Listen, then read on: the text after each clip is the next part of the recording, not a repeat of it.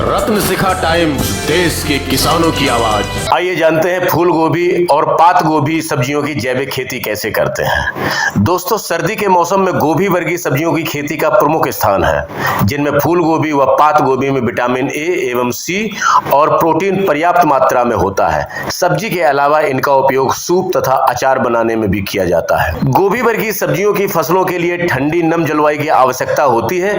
अधिक तापमान होने पर फसल में गुणवत्ता खराब हो जाती है।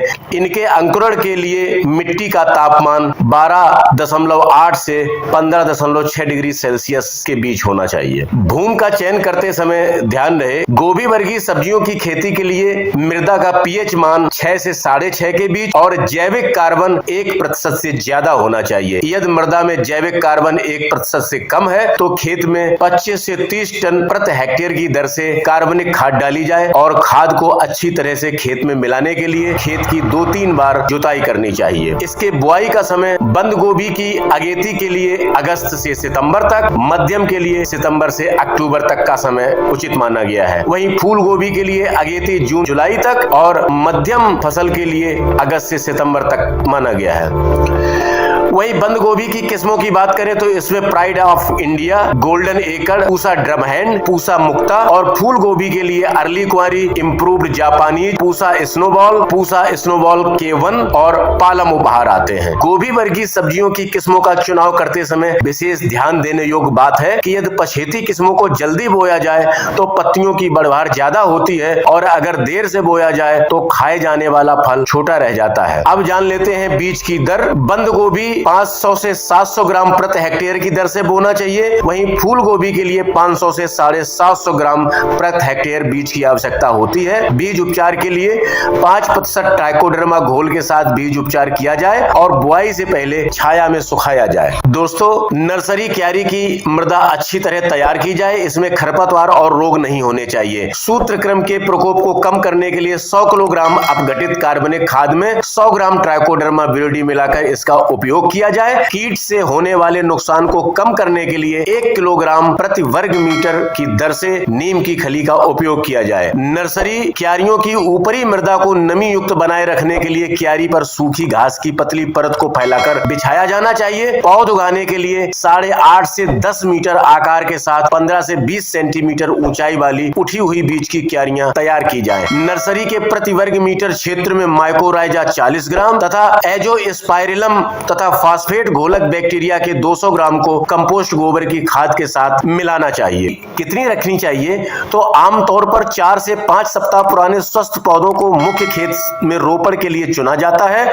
अगेती किस्मों के लिए 45 × 30 सेंटीमीटर तथा पछेती किस्मों के लिए 60 × 45 सेंटीमीटर की दूरी रखी जानी चाहिए। सिंचाई और पानी की बात करें तो कुशलतम तरीके से जल उपयोग और संरक्षण की दृष्टि से टपक सिंचाई बेहतर है। यदि खुली सिंचाई का इस्तेमाल किया जाता है तो जलमग्नता से बचने का पूरा ध्यान दिया जाना चाहिए। रोपण से पहले सिंचाई की जाए, इसके बाद प्रत्येक 10-15 दिन के अंतराल पर सिंचाई की जानी चाहिए। जब शीर्ष परिपक्व स्थिति में आ जाए तो इनके टूटने को रोकने के लिए सिंचाई बंद कर दें।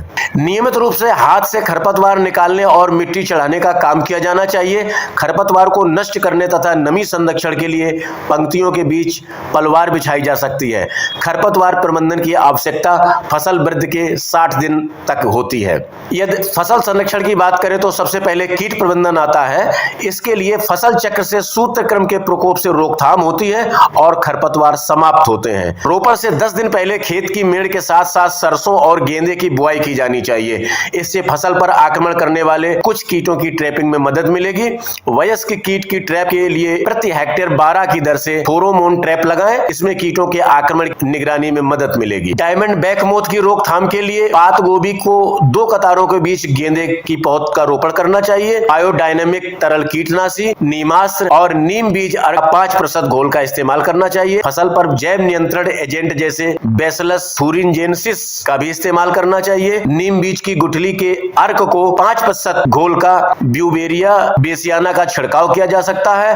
रोपण के 60 दिन बाद ट्राइकोग्रामा ट्राइकोकार्ड के 50,000 अंडे प्रति हेक्टेयर की दर से 3 से 4 बार प्रयोग किए जा सकते हैं। वहीं लहसुन और मिर्च के शत को 3 से 4 बार छिड़का जा सकता है। माहों की रोकथाम के लिए 15 दिन के बाद बायोडायनेमिक तरल कीटनाशी और नीम बीज अर्क 5% घोल का नियमित प्रति छिड़काव करना चाहिए। खेत के चारों तरफ पीले रंग का चिपचिपा ट्रैप लगाने से माहू कीट उस तरफ आकर्षित होते हैं, जिसके कारण वह सब उसमें चिपक जाते हैं। अगेती बुआई से फसल को एफिडस के प्रकोप से हानिकारक रूप लेने से पहले अच्छी तरह स्थापित होने से रोका जा सकता है। नीम के तेल का 3% छिड़काव किया जाना चाहिए। टीबीएम को नियंत्रित करने के लिए बेल्सस थूरिनजेनोसिस के छिड़काव से भी एफिड्स नियंत्रण में मदद मिलती है। और रोग प्रबंधन की बात करें तो नमी वाली स्थिति अनेक तरह के रोग पनपने में सहायक होती है। कोई भी कार्य जिसमें पत्तियां सूखती हैं, इससे इस तरह के पत्ती रोगों को बढ़ने से रोक लगाई जा सकती है। दोस्तों, रोगों की रोकथाम के लिए रोगग्रस्त क्षेत्रों में कम से कम 2 वर्ष का फसल चक्र अपनाएं, स्वस्थ बीज का चयन करें, जल निकासी का पूरा इंतजाम करें। बीज का उपचार ट्राइकोडर्मा व बीजा अमृत से करें। बीज का उपचार गर्म पानी के साथ स्टेप्टोसाइक्लिन 1 ग्राम प्रति 10 लीटर पानी में करें। फसल की कटाई और तोड़ाई। ठोस फूलों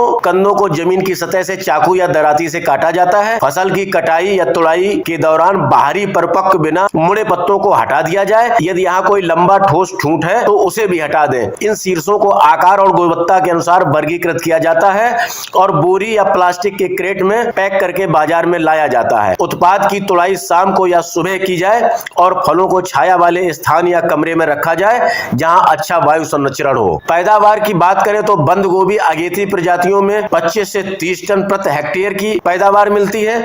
वहीं पछेती प्रजातियों में 40 से 50 टन प्रति हेक्टेयर की पैदावार होती है। फूल गोभी की बात करें तो अगेती प्रजाति में 19 से 25 टन प्रति हेक्टेयर पैदावार मिलती है और पछेती प्रजाति में 17 से 20 टन प्रति हेक्टेयर की पैदावार मिलती है। यदि आपके मन में अभी भी कोई सवाल है तो आप कमेंट्स के जरिए या हमारे चैनल को ईमेल के माध्यम से बता सकते हैं।